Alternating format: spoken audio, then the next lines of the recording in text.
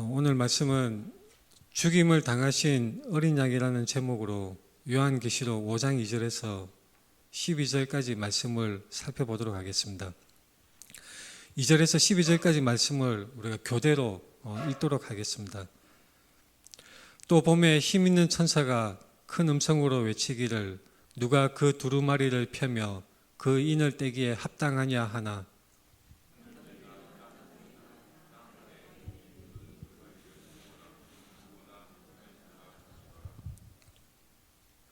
그 두루마리를 펴거나 보거나 하기에 합당한 자가 보이지 아니하기로 내가 크게 울었더니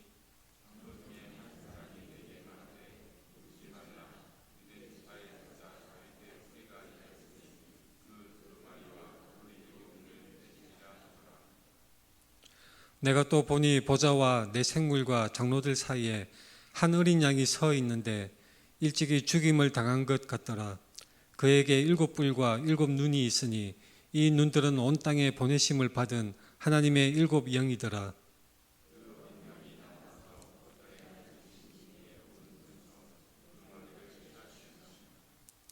그 두루마리를 취하심에 내 생물과 24장로들이 그 어린 양 앞에 엎드려 각각 검은 거와 향이 가득한 금대접을 가졌으니 이 향은 성도의 기도들이라.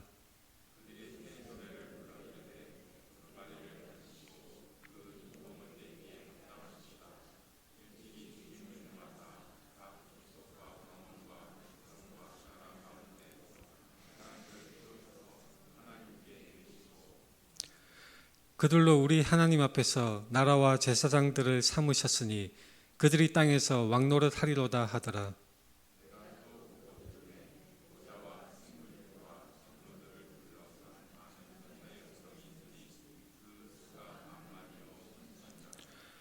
십이 절 말씀은 같이 읽도록 하겠습니다. 큰 음성으로 이르되 죽임을 당하신 어린 양은 능력과 부와 지혜와 힘과 존귀와 영광과 찬송을 받으시기에 합당하도다 하더라. 아멘. 우리 앞뒤 좌우 돌아보면서 인사하겠습니다. 사랑합니다. 축복합니다. 사랑합니다. 축복합니다. 요즘 제가 매번 강조를 하지만 이단 사이비들이 너무나 많이 있습니다.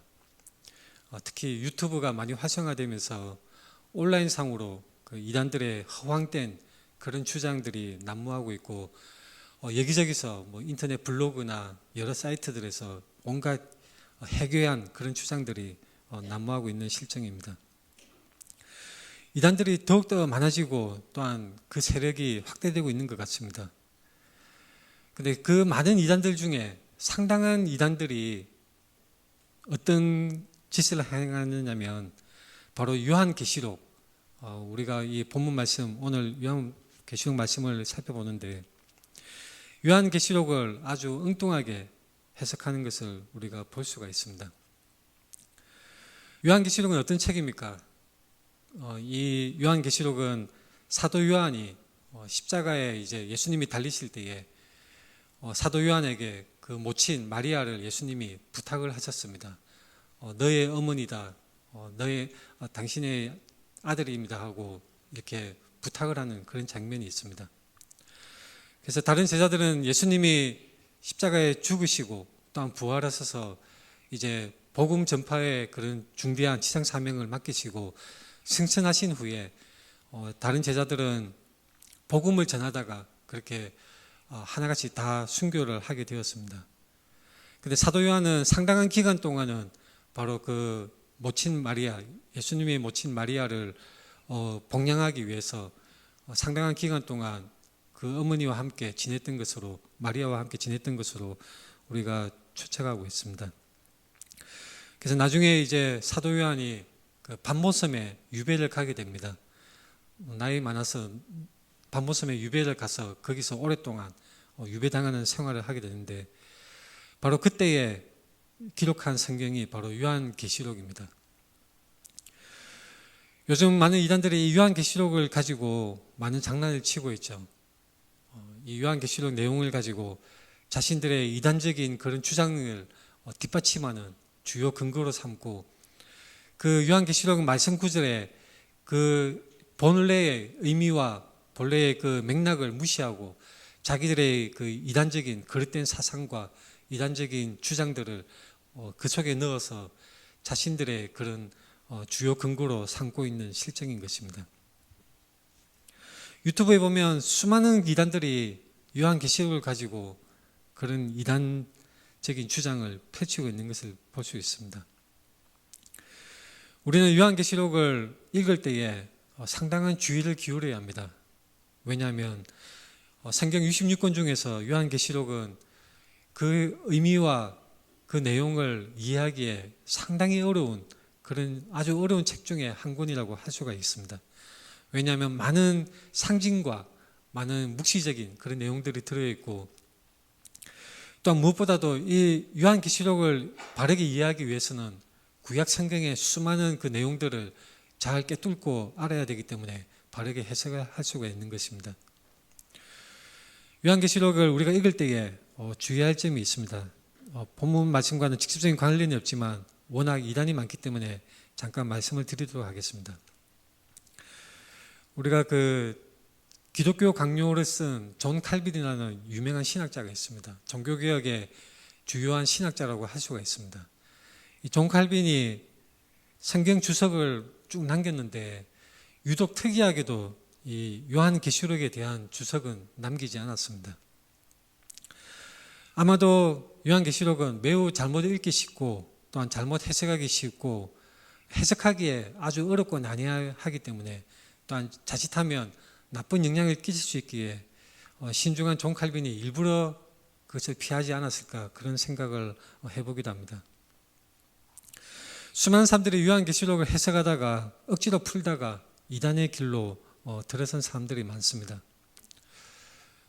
그 사람들이 이단이기 때문에 요한계시록을 잘못 해석했는지 아니면 요한계시록을 잘못 해석했기 때문에 그들이 이단이 되었는지 닭이 먼저인지 달걀이 먼저인지 분명하게 우리가 구별은 할 수 없지만 아무튼 수많은 상당수의 이단들이 요한계시록을 엉터리로 해석하고 자신들의 잘못된 교리를 뒷받침하는 것으로 사용하고 있는 것입니다.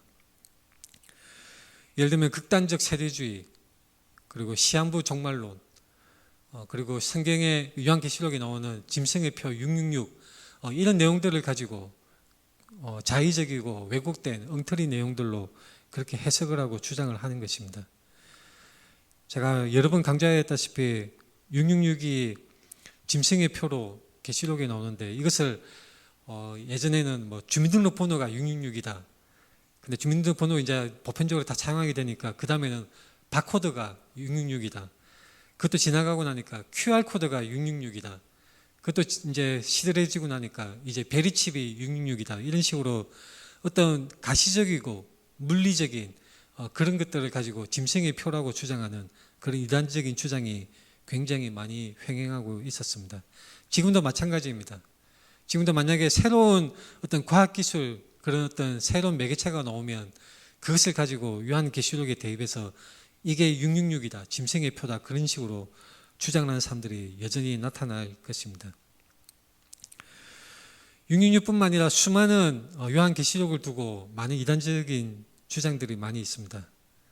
요즘 많은 사람들이 인터넷이나 유튜브를 통해서 미혹되고 있는 그런 잘못된 해석들이 있는데 그 중에 두 가지를 한번 살펴본다면 이런 게 있습니다. 계시록 9장 17절, 18절에 이런 말씀이 있죠. 환상 가운데 말이 있는데 그 위에 탄자들이 있습니다. 근데 그 말의 입에서 불과 연기와 유황이 나오는데 그 불과 연기와 유황 때문에 사람 3분의 1이 죽음을 당한다는 그런 내용이 있습니다. 자, 이 말씀을 가지고 이단적인 어떤 사람들은 어떻게 해석을 하느냐면 불은 현대 전쟁의 그 대량杀伤 무기 중에 바로 불은 가스탄이다. 가스탄이고 연기는 세균탄이다. 그리고 유황은 해폭탄이다. 이렇게 해석을 하는 엉터리 주장들을 펼치는 사람들이 있습니다. 제가 교회 이름이나 목사 이름을 구체적으로 거론하지는 않겠지만 모 목사, 모 교회에서는 이렇게 가르치고 또한 그들을 추종하는 사람들이 여러 목사들이 있습니다. 우리는 굉장히 주의해야 하는 것입니다. 또 다른 대표적인 잘못 해석하는 것들이 이런 게 있습니다. 계시록 20장 8절에 나와서 땅의 사방 백성 곧 곡과 마곡을 미혹하고 모아 싸움을 붙이리니 그 수가 바다의 모래 같으리라. 자, 이 곡과 마곡의 이런 전쟁을 가지고 또 잘못 해석해서 마치 우리 현대의 그 러시아와 우크라이나의 전쟁, 그것이 이 곡과 마곡의 전쟁이다. 인류 최후의 전쟁의 서막이다. 그런 식으로 주장하는 사람들이 있습니다. 심지어는 이스라엘과 중동 국가의 여러 전쟁의 그런 소식을 가지고 봐라, 지금 바로 곡과 마곡의 싸움, 그리고 이것이 아마겟돈의 전쟁으로 펼쳐지는 것이다. 이제 종말이 바로 코앞에 다가왔다. 이런 식으로 미혹하는 그런 주장들이 많이 있는 것입니다. 특정 국가 간의 전쟁이 이 계시록 20장 8절에 곡과 마곡의 전쟁으로 해석하면 안 됩니다. 특정 국가 간의 전쟁, 이스라엘과 중동 국가 간, 심지어는 어떤 이단적인 사람이 어떤 얘기를 하냐면 우리나라 남한과 북한이 전쟁을 하게 되어서 그것이 세계대전으로 번져서 바로 그게 아마겟돈의 전쟁으로 발전하고 이렇게 종말이 다가오는 것이다. 그렇게 해석을 하는 사람들이 있습니다. 자, 명백한 오류인 것이죠. 성경을 그렇게 해석하면 안 됩니다. 국가 간의 전쟁은 있기 마련이고 그리고 앞으로도 있을 것입니다. 특정 국가 간의 전쟁을 가지고 또한 세계 정세의 움직임을 가지고 계시록에 그것을 대입해서 맞추어서 해석을 하는 것은 바로 자의적으로 잘못 해석하는 것이고 엉터리로 계시록을 왜곡하는 것입니다. 수많은 기독교 역사상 이런 오류를 저지른 사람들이 많이 있었습니다. 전쟁이 일어날 때마다 계시록 말씀을 들고 오면서 봐라, 지금이 바로 그때다라고 그렇게 주장하며 추종자들을 끌어모으고 그 사람들은 하나같이 자기 추종자들로부터 돈을 갈취하는 그런 짓을 저질렀던 것입니다. 그래서 우리가 요한계시록을 읽을 때 주의할 점 몇 가지가 있습니다. 정리하자면 이런 것입니다. 계시록 말씀이 기록될 당시의 상황과 배경을 알고 계시록 말씀의 그 맥락대로 우리는 해석을 해야 합니다. 이 계시록의 말씀을 받고 읽는 사람들, 당시의 1차 독자들이 누구였는지를 우리가 분명히 알고 그 사람들에게 어떤 말씀을 주셨는지 그 당시 어떤 내용을 의미했는지를 아는 것이 가장 중요한 것입니다. 그것과는 전혀 관계없이 그저 우리의 상황에 맞춰서 지금까지 기독교 역사상 많은 사람들이 몰랐지만 이 현대에 사는 우리는 비로소 우리 상황에 이게 딱 맞는 말씀이야 라고 그렇게 생각하는 순간 바로 이단적인 주장에 빠져드는 것입니다. 두 번째로 이것입니다. 비슷한 내용이지만 현재 뉴스 내용을 성경에 대입하여 해석하지 않는다. 자, 우리가 살아가면서 많은 뉴스를 보게 되죠. 무슨 이스라엘 전쟁도 있고 러시아와 우크라이나가 전쟁을 벌이고 또한 우리나라가 전쟁의 위험 속에 코앞까지 가는 그런 상황이 매번 뉴스를 통해서 우리 귀에 들리고 우리 눈에 보입니다. 그런데 이 상황을 요한계시록에 대입해서 정말 계시록의 말씀이 펼쳐지고 있구나 그런 식으로 해석하는 것은 성경을 매우 잘못 해석하는 것이고 그릇된 방법으로 해석을 하는 것입니다. 어떤 사람은 이렇게 해석하는 사람이 있습니다.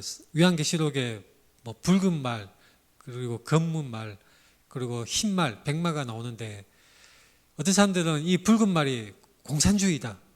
그리고 검은 말은 자본주의다. 이렇게 해석을 하는 사람들이 있습니다. 이것도 매우 잘못되고 이단적인 그런 잘못된 왜곡된 주장들이고 아주 성경의 본래의 의미와는 근거가 없는 관련이 없는 잘못된 주장들인 것입니다. 우리는 주의해야 합니다. 알레고리적, 풍리적 해석을 하지 않도록 주의해야 합니다.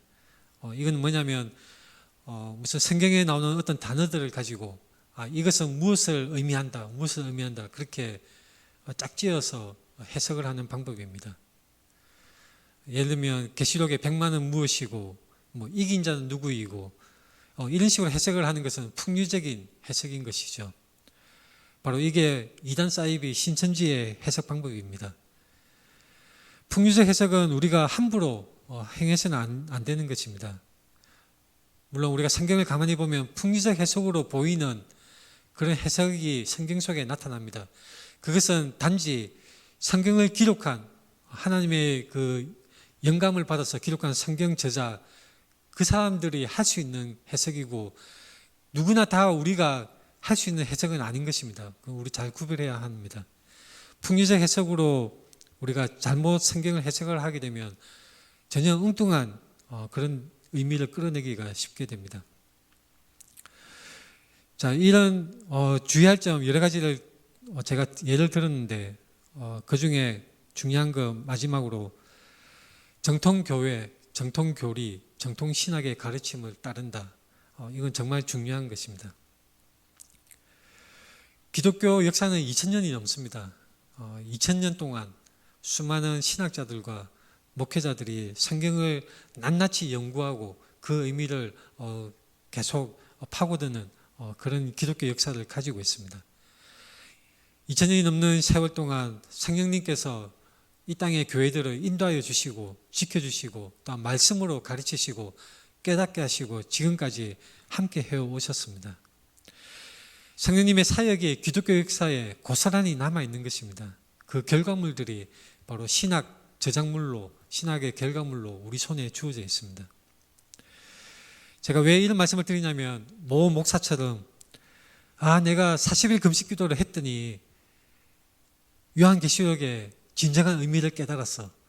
다른 교회들이 전혀 몰랐던 기독교 역사상 전혀 몰랐던 그 계시록의 진리를 내가 금식 기도를 하고 났더니 내가 단번에 깨우쳤어요.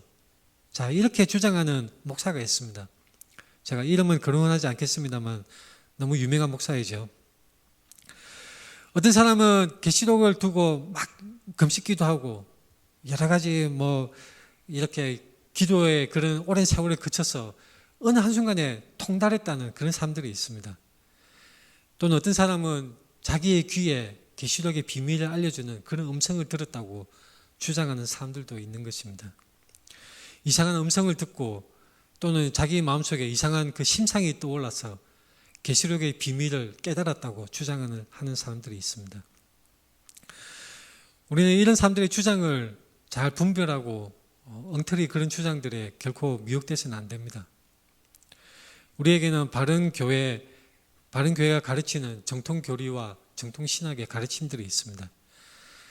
신학이 결코 사람이 만든 것이지만 이것을 완전히 우리가 멀리해야 되는 것은 아닙니다. 왜냐하면 신학 자체가 성경의 가르침을 성경의 말씀대로 요약하고 정리한 것이 바로 신학입니다. 바른 신학, 정통신학이라면 성경의 가르침을 우리에게 이해하기 쉽도록 우리에게 알 수 있도록 설명하기 위한 방편으로 그렇게 만들어진 것이 정통신학인 것입니다. 많은 사람들이 요즘 이단적인 주장에 미혹되고 특히 요한계시록을 자기 마음대로 해석하는 그런 상황 속에서 우리는 바른 말씀, 바른 이 요한계시록의 바른 의미를 잘 알고 또한 가르쳐야 하겠습니다. 서론이 길었습니다만 오늘 본문 내용을 보자면 이런 말씀이 있습니다. 또 봄에 힘 있는 천사가 큰 음성으로 외치기를 누가 그 두루마리를 펴며 그 인을 떼기에 합당하냐. 자, 이 두루마리에 뭐가 써 있길래 이 천사가 힘 있는 천사가 큰 음성으로 외쳤을까요? 이 두루마리에 어떤 내용이 있기에 이 천사가 큰 음성으로 누가 이 두루마리를 펴고 그 인을 떼기에 합당하냐고 그렇게 물어봤을까요? 아마도 요한계시록 전체의 맥락을 보자면 그 두루마리에는 아마도 하나님의 계획, 바로 이 세상의 악을 종결시키고 또한 하나님의 영원한 그 영광을 완전히 드러내시고 하나님의 완전한 통치가 이루어지는 그런 하나님의 작정하신 계획들이 바로 쓰여있지 않을까 그렇게 우리가 추정할 수가 있는 것입니다. 자, 중요한 것은 그 내용을 하늘 위에나 땅 위에나 땅 아래에 능히 그 두루마리를 펴거나 보거나 할 사람이 전혀 없다는 것입니다. 그 어떤 피조물, 어떤 존재라도 그 두루마리를 펴서 볼 수 있는 존재가 없다는 말씀이 계시록 5장 3절에 나와 있습니다. 자, 어떤 이단들은 이런 이단도 있죠. 마귀 사탄의 그 능력을 극대화시켜서 하나님과 마귀 사탄이 아슬아슬하게 막상막하에 싸움을 하고 전쟁을 하는 그런 존재론적 이원론을 주장하는 사람들이 있습니다. 그것은 비성경적인 주장인 것입니다. 마귀 사탄은 그저 피조물에 불과하고 천사와 같은 피조물입니다. 마귀가 하나님이 할 수 있는 것을 다 할 수 있다고 주장하는 것은 이단적인 주장입니다. 그것은 잘못된 것이고 결코 성경이 말씀하는 바와 다른 왜곡된 잘못된 이단적인 주장인 것입니다. 성경은 결코 그렇게 말씀하지 않습니다. 마귀 사탄도 그냥 한낱 피조물에 불과할 뿐이고 마귀 사탄의 그 활동은 하나님이 허락하시는 한도 내에서 활동할 수 있을 뿐입니다. 5장 3절 말씀처럼 하늘 위에나 땅 위에나 땅 아래에 능히 그 두루마리를 펴거나 보거나 할 자가 아무도 없습니다. 아무도 없습니다. 두루마리를 펼 자는 바로 그 어떤 피조물도 감당할 수가 없는 것입니다. 자, 그럴 때에 사도 요한이 크게 울었다고 쓰고 있습니다. 이 계시록 4장 1절에 보면 이제 이런 말씀이 있습니다. 사도 요한이 볼 때에 하늘에 열린 문이 있는데 그때 나팔 소리 같은 음성이 말하기를 이리로 올라오라. 이후에 마땅히 일어날 일들을 내가 내게 보이리라. 하나님이 행하실 일들을 보여주신다는 그런 말씀을 듣고 사도 요한은 환상을 보는 중에 있습니다. 마땅히 일어날 일들을 보게 될 것이라는 하나님의 말씀을 듣고 계시를 기다리고 있는 것입니다.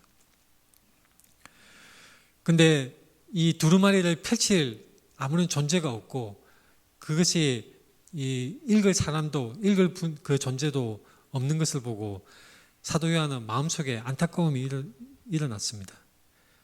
바로 하나님의 그 행하신 일들에 대해서 보게 될 것이라는 그 기대감이 좌절되고 또한 그 기대가 막히는 것 같은 하나님의 뜻이 펼쳐지지 않는 것 같은 그런 상황 속에서 사도 요한은 울음을 터뜨렸던 것입니다. 하나님의 계획은 실현되지 못하는가? 하나님의 능력과 하나님의 권세와 하나님의 영광이 펼쳐지지 않는가? 하나님의 계획이 꺾여버리고 무뎌져 버리고 마는가? 그런 안타까움이 사도 요한에게 있었던 것입니다.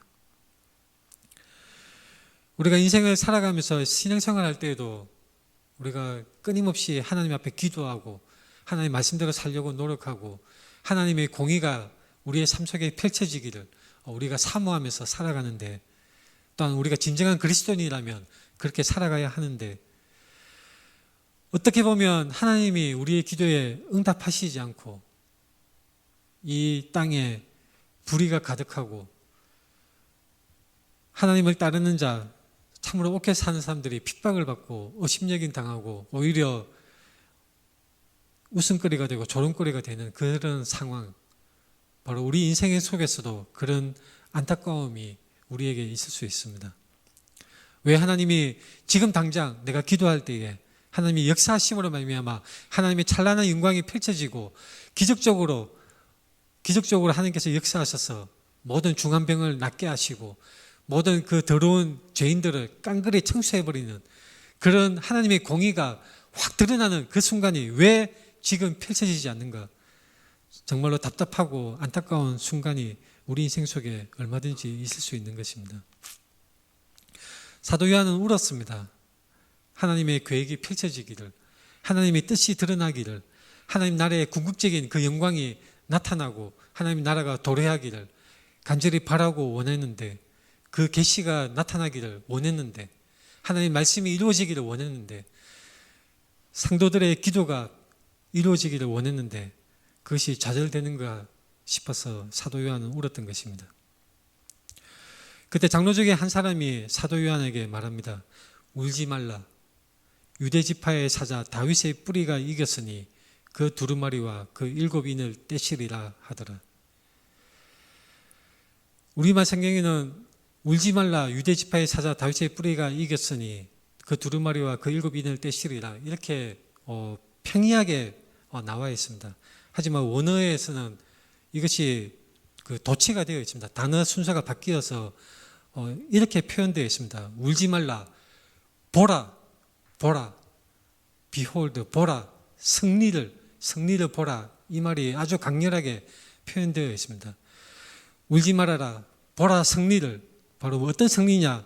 유다 지파의 사자, 다윗의 뿌리의 승리를 보라는 것입니다. 요한계시록은 바로 이 로마 황제 치하에서 수많은 핍박과 고난을 당하던 그리스도인들에게 주어진 말씀입니다. 그저 세상 끝날에 신기하게 종말이 어떻게 오고 무슨 나라가 전쟁을 어떻게 하고 그것이 포인트가 아니라 중요한 것은 뭐냐면 바로 우리가 인생을 살아갈 때에 우리가 신앙생활을 하면서 우리 인생의 이 마라톤, 신앙의 마라톤을 하면서 살아갈 때에 하나님의 뜻이 펼쳐지지 않는 것 같고 하나님의 능력이 나타나지 않는 것 같은 그런 안타깝고 답답한 상황. 특히 이 요한계시록이 기록될 당시에 그리스도인들은 더 심했습니다.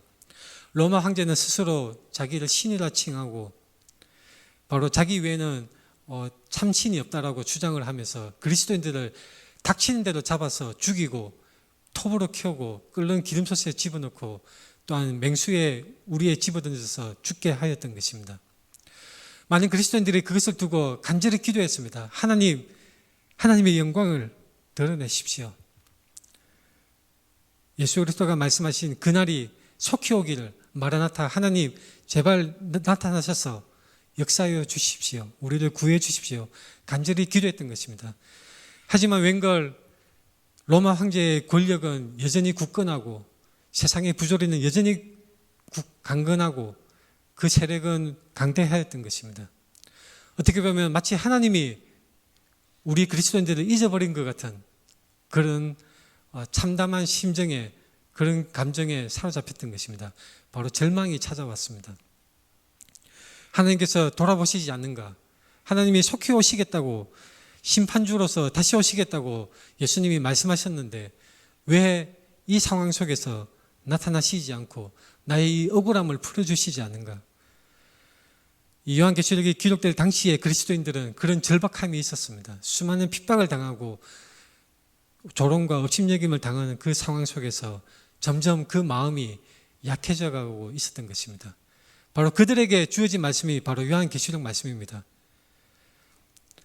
보라 승리를, 유다 지파의 사자 다윗의 뿌리의 승리를 보라고 말씀합니다. 이것은 요한계시록을 관통하는 주요한 내용 중에 하나입니다. 바로 예수 그리스도의 궁극적인 승리를 우리에게 보라고 말씀을 하시는 것입니다. 우리의 인생에 있어서 우리의 믿음이 마치 꺾이는 것 같고 우리의 기도가 응답되지 않는 것 같고 하나님이 역사하지 않는 것 같고 우리를 외면하시는 것 같은 그런 상황이 우리에게도 있습니다. 요한계시록에 기록되고 전해진 그 당시의 그리스도인들에게 뿐만 아니라 보편적인 모든 시대의 모든 그리스도인들에게 주어지는 말씀이 바로 요한계시록인 것입니다.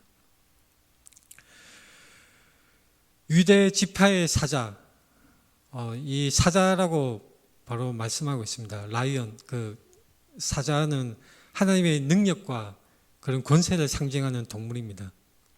유다 지파의 사자, 이 사자에 대해서는 욥기에서도 주께서 젊은 사자처럼 나를 사냥하시며 이런 구절이 나옵니다. 예레미야서에서도 보라 사자가 요단의 깊은 숲에서 나타나듯이 그가 와서 견고한 처소를 칠 것이라 이런 말씀이 기록되어져 있습니다. 호세아서에서도 5장 14절에서도 바로 사자 같다는 그런 표현이 나옵니다. 유대 지파의 사자 바로 예수 그리스도입니다. 메시아 예수 그리스도, 능력과 권세를 가지신 예수 그리스도, 그 예수 그리스도를 유대 지파의 사자라고 표현을 하고 있습니다. 우리가 많이 읽고 있는 C.S. 루이스, 영국의 문학자이자 많은 그 철학적인 신앙적인 많은 책을 남긴 사람입니다.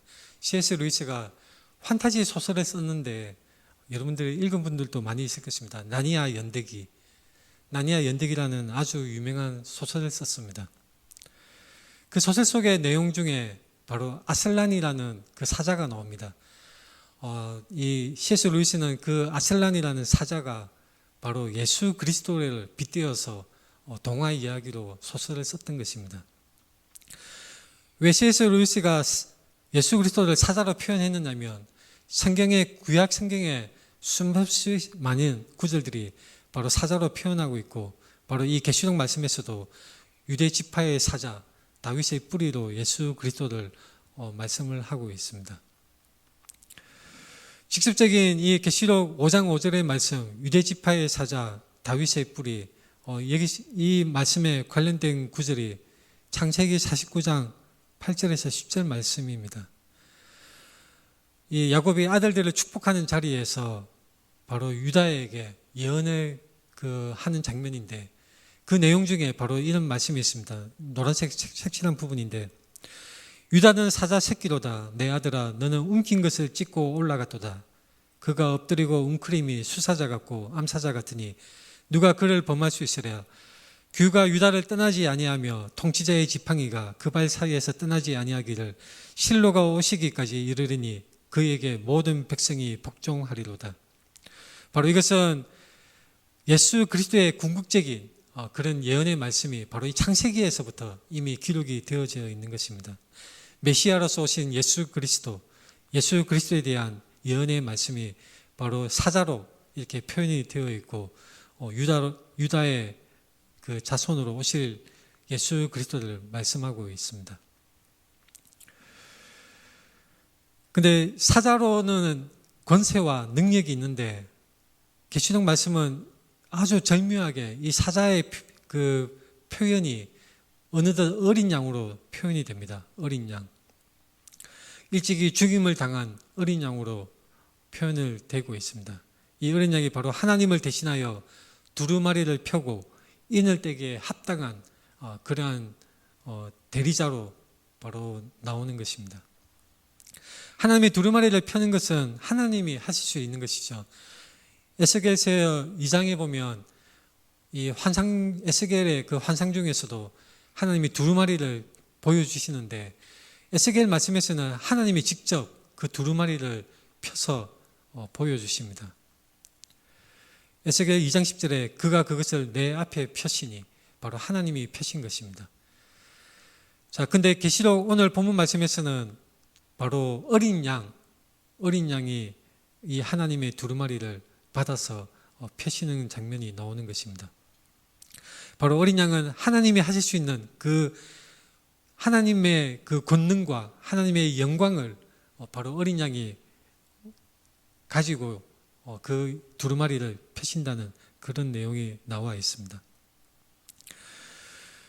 어린 양은 죽임을 당하신 어린 양입니다. 왜 여기서 어린 양이 나올까요? 바로 출애굽기 12장에 보면 이 이스라엘 백성들이 애굽의 노예 생활을 하다가 마침내 마지막 재앙, 그 장자가 죽임을 당하는 마지막 재앙을 당할 때에 바로 이 유월절 어린 양이 희생을 통해서 그 장자의 죽음을 피해가는 장면이 나옵니다. 출애굽기 12장에 보면 그들에게 이르되 너희는 나가서 너희의 가족대로 어린 양을 택하여 유월절 양으로 잡고 그 피를 문 인방과 좌우 설주에 뿌리고 그 문 좌우의 설주와 문 인방에 어린 양의 피를 뿌리라고 하는 것입니다. 그리고 한 사람도 자기 집 문을 넘어가지 말고 그 집 안에 있으라고 모세가 말을 해줍니다. 바로 우리가 잘 알다시피 이것은 예수 그리스도 십자가 대속의 그 피를 상징하는 것이고 예표로서 보여주시는 것입니다. 예수 그리스도는 하나님의 권능과 하나님의 능력을 가지신 분인데 그 예수 그리스도가 하나님의 권능과 능력으로 로마 군인들을 무찌르고 승리하신 것이 아니라 십자가에서 죽으심으로 바로 십자가에서 죽임을 당하시고 또한 하나님의 그 말씀에 순종하심으로 말미암아 온전한 승리를 궁극적인 승리를 거두신 것입니다. 이것은 굉장히 놀라운 사건입니다. 당시 메시아는 로마 군인들은 무찌를 걸로 기대를 받았지만 바로 예수님은 세상 사람들이 보기에는 나약한 모습으로, 가장 약한 모습으로 힘없이 십자가에 달려서 피를 흘리시고 죽임을 당하신 것입니다. 하나님은 그 죽임을 당하신 예수 그리스도를 바로 다시 살리시고 지극히 높여서 하나님의 보좌 우편에 앉히셨습니다. 어린 양이라고 할 때 바로 이 예수 그리스도 십자가 대속의 죽음을 우리에게 분명히 알게 하여 줍니다. 이 어린 양은 7뿔과 7눈이 있다고 말씀하고 있습니다. 7뿔이라는 것은 바로 완전한, 뿔이라는 것은 능력을 상징합니다. 능력과 영광을 상징하는 말입니다. 그래서 하나님의 완전한 능력을, 완전한 영광을 가지신 예수 그리스도, 예수 그리스도가 이 어린 양이 7눈이 있다고 하는데, 이 7눈이라는 것은 바로 온 땅에 보내심을 받은 하나님의 7영을 말씀하는 것이고 성령을 말씀하는 것입니다. 또한 그것은 전지전능하신, 모든 것을 볼 수 있는 그런 하나님의 전지전능하심을 상징한다고 우리가 해석할 수가 있습니다. 왜냐하면 스가랴 4장 10절에서 이 7은 온 세상에 두루다니는 여호와의 눈이라, 이런 말씀이 있습니다. 그래서 계시록 말씀에, 이 스가랴 말씀에 비추어서 봤을 때에 바로 하나님의 전지전능하심을 말씀하는 것이라고 우리가 해석을 할 수가 있는 것입니다. 이 오늘 본문 말씀은 무엇을 말씀합니까? 하나님의 권능, 하나님의 영광을 바로 어린 양에게 수여하는 그 장면입니다. 어린 양에게 넘겨주는 장면인 것입니다. 하나님이 펼쳐서 보실 수 있는 이 두루마리를 어린 양에게 주시는 장면, 바로 하나님의 권능과 하나님의 영광을 어린 양에게 수여하고 전달하는 바로 수여식이라고 할 수가 있습니다. 바로 이 오늘 본문 말씀은 밀접하게 다니엘서 말씀에 이 비슷한 내용이 있습니다. 내가 또 밤 환상 중에 보니 인자 같은 이가 하늘 구름을 타고 와서 옛적부터 항상 계신 이에게 나아가 그 앞으로 인도되며 그에게 권세와 영광과 나라를 주고 모든 백성과 나라들과 다른 언어를 말하는 모든 자들이 그를 섬기게 하였으니 그의 권세는 소멸되지 아니하는 영원한 권세요 그의 나라는 멸망하지 아니할 것이니라. 이것은 분명하게 하나님께서 그 권능과 권세를, 그 영광을 바로 하나님의 아들에게, 그리스도, 예수 그리스도에게 주시는 장면입니다. 요한계시록은 이렇게 구약 말씀과도 아주 밀접한 관련이 있습니다. 그 두루마리를 취하시고 네 생물과 24장로들이 그 어린 양 앞에 엎드려 각각 검은고와 향이 가득한 금 대접을 가졌으니 이 향은 성도의 기도들이라. 여러분들은 어떻게 느끼실지 모르겠지만 저는 이 말씀에서, 5장 8절 말씀에서 정말로 위로를 받습니다. 하나님께서는 우리의 기도가 비록 우리의 삶 속에서는 그저 헛되이 없어지는 것 같고 효력이 없는 것 같이 그렇게 느껴질 때가 있습니다. 하나님께서 응답하시지 않는 것 같은 그런 느낌을 받을 때가 있습니다. 때로는 기도하다가 실망을 할 때도 있습니다. 솔직히 실망할 때도 있습니다. 내가 열심히 기도하고 간절히 기도했는데 하나님께서는 들어주시지 않는 것 같은 그런 상황이 우리 인생에도 있는 것입니다. 하지만 하나님께서는 우리의 기도를 결코 헛되이 듣지 않으시고 바로 모아두시고 이 금대접에 바로 그 향으로 하나님께서 우리의 기도를 사용하셔서 하나님의 역사하심을 나타내실 것입니다. 하나님께서 우리의 기도를 통하여서 하나님의 뜻을 이루어 주실 것입니다. 우리의 기도를 사용하셔서 우리에게 응답하여 주심으로 궁극적으로는 우리의 기도가 헛되이 땅에 떨어지지 아니하고 우리를 기도를 통하여서 하나님께서 그분의 능력과 그분의 역사심을 드러내실 것입니다. 그래서 우리는 실망하지 않아야 합니다. 비록 우리가 원하는 때에 우리가 볼 수 있는, 우리 눈에 보이는 지금 이 순간에 그 응답이 보이지 아니할지라도 우리는 실망하지 아니하고 인내함으로 우리는 기도로서 하나님 앞에 나아가야 합니다. 하나님께서는 우리의 기도를 사용하여 주실 것입니다. 우리의 기도는 어떻게 능력을 발휘합니까? 바로 우리가 우리의 정욕대로가 아니라 하나님의 뜻대로 기도할 때에 하나님께서는 우리의 기도를 강력하게 사용하시고 하나님의 뜻을 이루어 가심에 우리의 기도를 사용하여 주실 것입니다. 그것은 우리에게도 큰 영광이 됩니다. 하나님께서 역사하여 주시고 하나님의 능력을 펼치시는 그 역사하심 속에 바로 우리의 기도를 사용하여 주시는 것입니다. 그것에는 바로 우리의 동참함이 있습니다. 우리가 하나님의 뜻대로 기도할 때에 하나님의 역사심 속에 바로 우리가 동참하게 되는 그런 영광과 그런 기쁨이 우리에게 있는 것입니다. 5장 9절 말씀에 그들이 새 노래를 불러 이르되 두루마리를 가지시고 그 인봉을 떼기에 합당하시도다. 바로 합당하신 분, 어린 양, 죽임을 당하신 어린 양 예수 그리스도입니다. 일찍이 죽임을 당하사 각 족속과 방언과 백성과 나라 가운데서 사람들을 피로 사서 하나님께 드리시고 바로 예수 그리스도가 우리를 피로 사신 것입니다. 그분이 자신의 피를 흘리심으로 말미암아 우리를 피로 사서 하나님께 드리셨습니다.